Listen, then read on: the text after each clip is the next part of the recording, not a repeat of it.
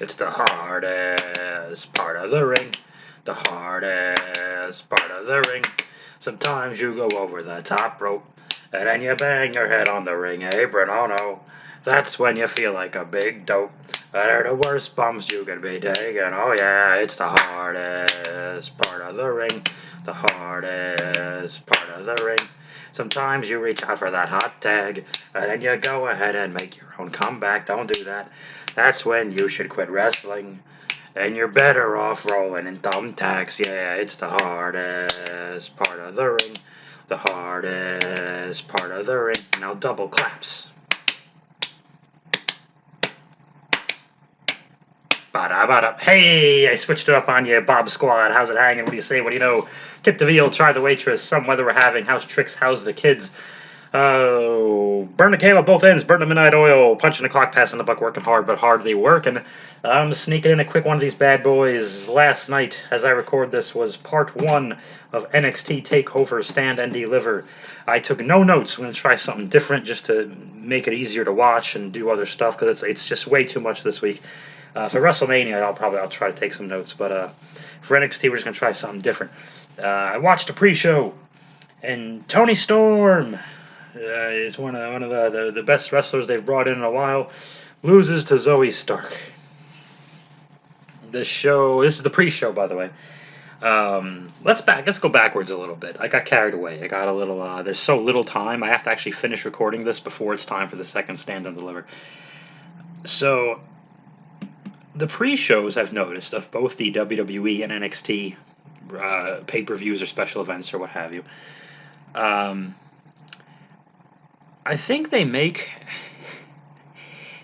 watching the shows weekly an even bigger waste of time, quite frankly. They do such a good job recapping and all the production packages. Honestly, you can start a WWE pay-per-view. You can watch one a month and not even watch the pre-show. I would watch the pre-show. Pre-shows can be fun sometimes. But the packages, even during the pay-per-views, like a SummerSlam or whatever, are long enough.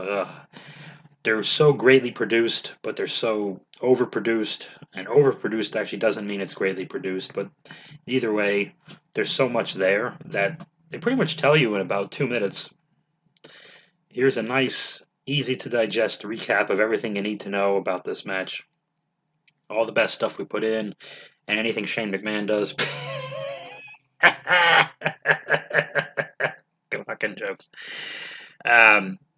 So the pre-shows can be fun because it's, here's JBL and Booker and Charlie Caruso before she quit or got fired or whatever, and Kayla Braxton, and then we'll take it to a blonde lady who's interviewing, and the interviews just are never nearly as scripted, just because I guess there's just too much time. They're not going to bother giving you too much direction for a pre-show interview. Just here, go to town. Are the New Day busy? They'll say something crazy for a few minutes. Okay, that'll be fun, and that'll be that. So they're kind of bulletproof with that stuff too. So it'll be something like that, and that's always good. Or, hey, here's Paul Heyman sitting around on his tuchus. I said tuchus because he says tuchus. He's got not too much to do. So let's have him just say something awesome for 4 minutes and get you psyched about a big fight feel. Like, oh, okay, that'll be great. So Sam Roberts, I'm big on. I like him. He's talking to some UFC meathead guy. I'm like, okay, we got to do this. Like the UFC meathead guy I was talking to is incapable of talking to Sam without sounding like he's trying to bully or fight Sam. It's really stupid. Anyway, Tony Storm wrestles Zoe Stark. Zoe still does the indie slidey thing. I groaned. Tony just, great wrestler. Nothing really to say here. They put Zoe over, which kind of, to me, gives away the finish of the main event for this night. But then I think that was a foregone conclusion. It was sometimes predictable is good. It's just a matter of how we got there instead of just what happened when we got there. And I think later on that main event was a good example of that.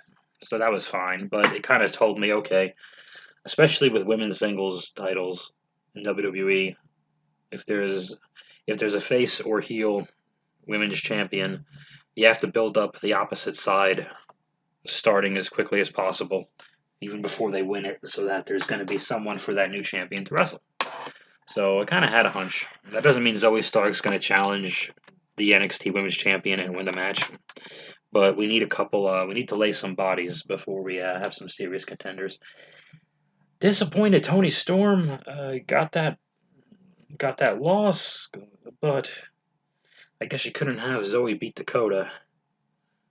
You could have put her over Mercedes. It wasn't a good person for her to beat, and it's more TV time for Tony, which is good. More Tony time on TV, but still, at least they did it with a roll up and not with a finish. So I was like, oh, okay, maybe Tony can beat her back on TV, etc., etc. Probably not worth dwelling on. Let's get the actual show. We did not open with Hulk Hogan slamming Andre the Giant. Thank God, I've seen it several times. And this is what I like now, because now I have to go by memory and not my silly notes. We open with Nita Strauss, who they make a point to tell us several times is a guitarist for Alice Cooper. Why can't she just be her own person? Why do we have to tie her to Alice? I know Alice Cooper's a big star, sort of. I'm 41. Alice Cooper's too old for me, okay, for my fandom of metal, so. Although I lost my mind when Ozzy went to the WWE Hall of Fame, I didn't even know that was happening, so that was pretty awesome. Anyway, Nita Strauss plays the national anthem on the guitar, and never fret because we got wrestling action coming up.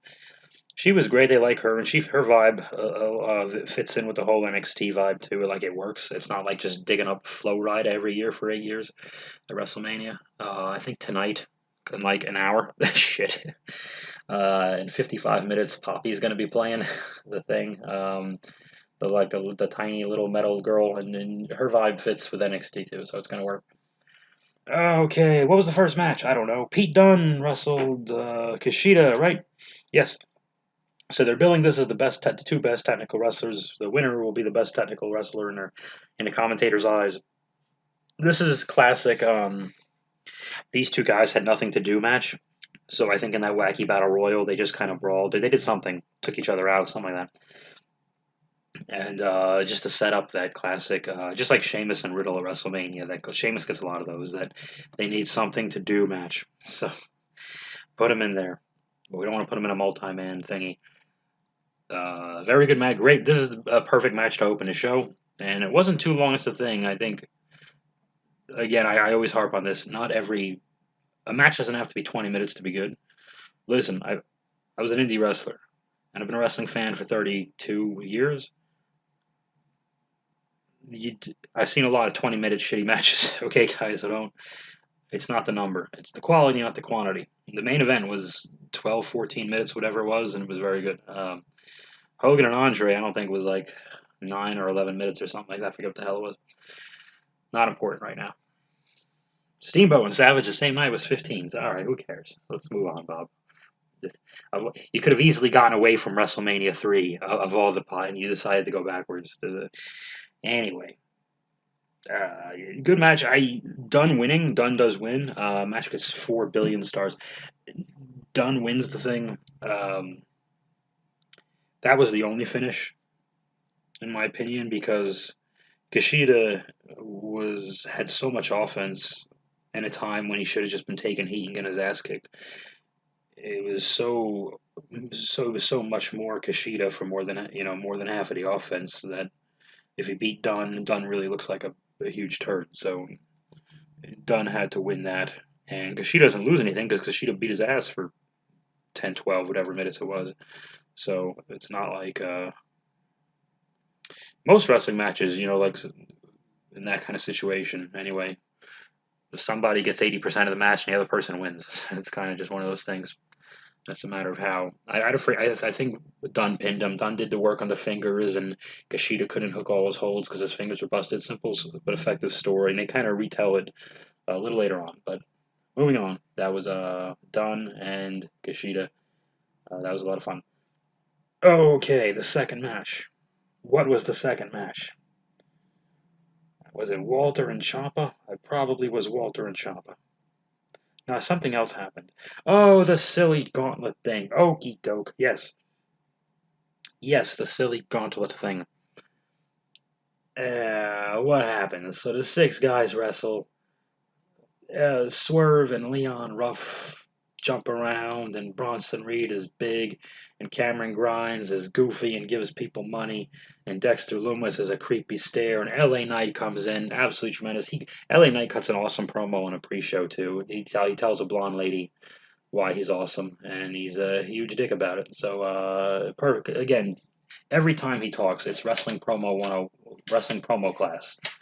Whereas when so many other people talk, it's just wrestling promo 101. Class is in session when LA Knight cuts a promo. Like, oh, it's done like that. Yeah, see how that sounds effective? Now I know what he's all about. LA Knight loses this goddamn thing.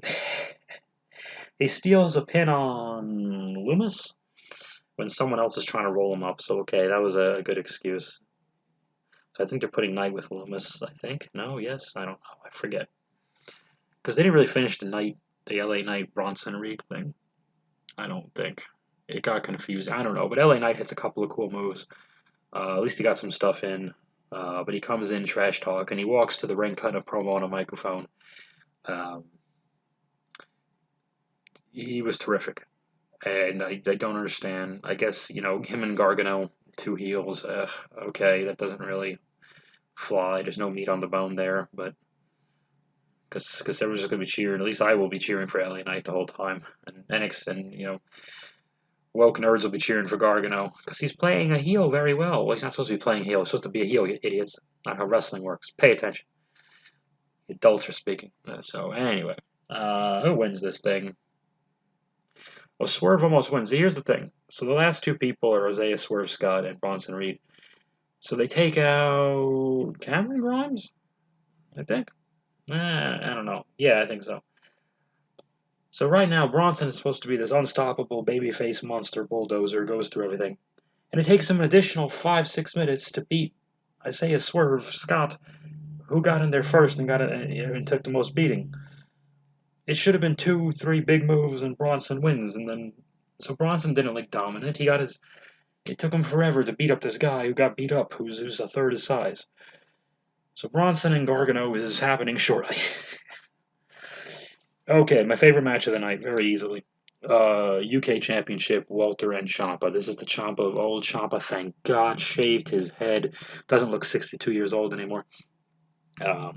This was just... I knew in my heart, okay, Ciampa's going to eat another loss here, and he's one of my favorite guys, but my favorites don't have to win all the time. LA Knight could have won his first fucking big thing, but I kind of knew what the story was here. This was so hard-hitting. Didn't look like they were dancing. Looked like they were fighting, like they were trying to win. And it's high spot class time. Okay. This was a high spot. A high spot is not a dive or a big bump or a big risky thing. A high spot, it's a big move in the match that is imperative to the story of the match. So Walter and Ciampa are beating the holy bejesus out of each other. They're outside by the commentary table. Walter goes to chop Ciampa. Ciampa moves. Walter chops his hand through the wooden cover of the announcer table and spends the rest of the match selling his hand and unable to grab holds. And that was an important move of the match. You couldn't miss it. You needed to get that move in for the whole story. Okay. Later, Io Shirai jumps off a big skull, and that is also a high spot. Even though it's a big dive, it doesn't mean a big dive can't be a high spot. That was a move they needed to do. It was a very important, pivotal move of the match. You could not miss that move. You could take it. You take out a few suplexes or kicks or whatever the fuck, but you can't miss that dive. Okay.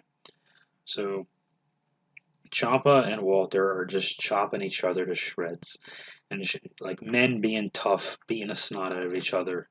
No flippity doodahs or anything like that. No Timothy Thatcher appearance. No Imperium appearance until the very end. Walter cannot hook his holds, and Walter is so good. He's selling with his face, his panic. You don't just sell with your body; you sell with your face. Jake Roberts, look him up. So he sells with his face. Not just selling isn't just being heard. Brock Lesnar's really good at this too. No one gives him credit for this. He sells with his face that he's in danger. Lesnar did it great with Daniel Bryan at one of those Survivor Series a couple of years ago. Lesnar, Walter is just Walter and Lesnar would be fun. Walter is showing he's in danger and he does not want to lose his UK title in America to this American guy. They both did great. I didn't like their pre-show interviews. Honestly, they were being happy-go-lucky. They were calmer and more humble than UFC promos now. It's totally become ass backwards. Walter does beat Ciampa with a chop. Like, Ciampa kicks out of the power bomb, one or two of them, I forget. Walter kicks out of some of Ciampa's moves, including that white noise type of move. I don't know what else you really call it off the second buckle.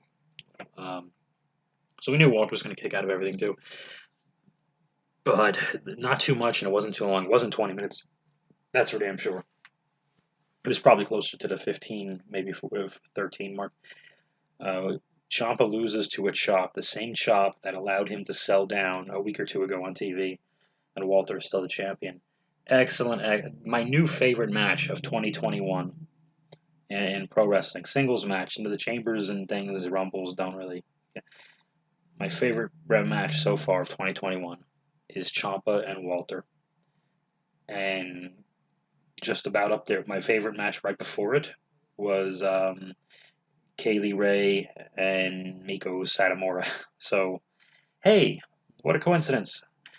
UK really, that whole brand is Kaylee Ray and Walter, in my opinion, and it should be. They're not just because they're the champions and long reign champions. They're that awesome. So, and I have to catch up on you. I'm 6 weeks behind. It's really bad. I think that was the last UK match I saw with the Miko one. Moving along. Gonna move along. We had that 3 tag team match thing. MSK, the Memorial Sloan Kettering Midget Street Crew, versus Grizzled Young Veterans versus the Evil Luchadors for the vacated tag team championships. I fell asleep, and I woke up to the announcement that the MSK won. And good, I'm not going to go back and rewatch that trampoline trapeze act anyway. So, very good. Again, that was another foregone conclusion. They seem to love these idiots for some reason. The ring announcer, ooh, she got on my nerves. They can do without. I thought she was terrific in like the summer, and then she just got so carried away, and she went from announcing awesome and tough to a point where I don't believe her anymore, to a fake level of awesome and tough and growling that I'm like, okay, you're not 1990 Vince McMahon. Why don't you just you want? Let's get to the main event. Raquel Gonzalez. All these matches got 8 billion stars. Okay, how about that, Meltzer? Every match on the show gets 8 billion stars. The main event gets 8 billion and 4 stars. So take that. Io Shirai loses the championship, the NXT Women's Championship, to Raquel Gonzalez. Most of us pretty much felt this was coming. Io's had it for a while. It doesn't mean it meant anything any less. Good use of Dakota Kai here. She's out for the first few minutes, rather than have her not be out there and then run in later, and it's kind of convoluted. Same thing they did with Diesel and Shawn and Razor ladder match Mania 10. Diesel's there for a few minutes, hits Razor with a move on the outside. Referee sees it, but then just there was no DQ in that match. He just had to say, "Get the hell out of here," and everyone cheers. Referee here did a great job of that baseball umpire wind up. You're out of here. I love when referees do that. Who did the wind up? Was it Charles Robinson? I don't want to say. Oh, I just did. I forget. Anyway, so that was good. Hard-hitting match. Supposedly they got cut for time. Good. They should not have had a back-and-forth 25-minute thing. I think it was 15 tops, something like that. 13 minutes maybe. Io still hit all her stuff. Every move in this match, regardless of who was on offense or defense, seemed to hurt Io Shirai. It was brutal. Io threw everything, and the kitchen sink at Raquel Gonzalez.